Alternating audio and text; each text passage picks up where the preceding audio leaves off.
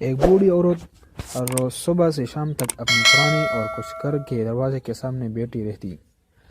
ایک دن ایک شخص جو ہر روز اس راستے پر سے گزرتا تھا اس بوڑھی عورت کی طرف متوجہ ہوا کہ یہ پٹے پرانے کپڑے پہنی ہوئی عورت روزانہ یہاں کیا کرتی ہے۔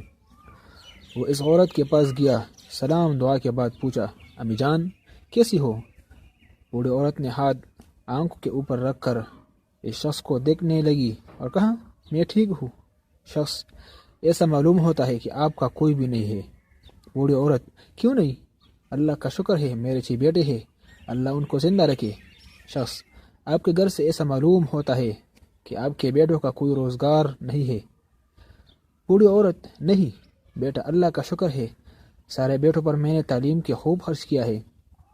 ایک انجینئر ہے، ایک ڈاکٹر ہے اور باقی سب بڑے بڑے کاروبار کرتے ہیں۔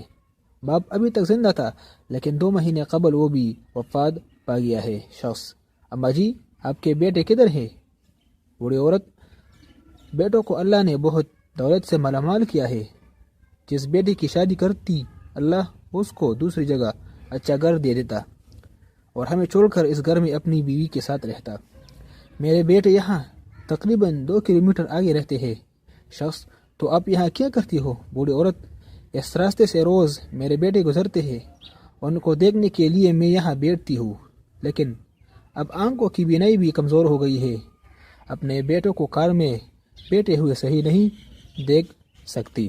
نوٹ، اس پیغام کو دوسروں تک پہنچائیں تاکہ اللہ کسی کی زندگی کو آپ کے ذریعے بدل سکے۔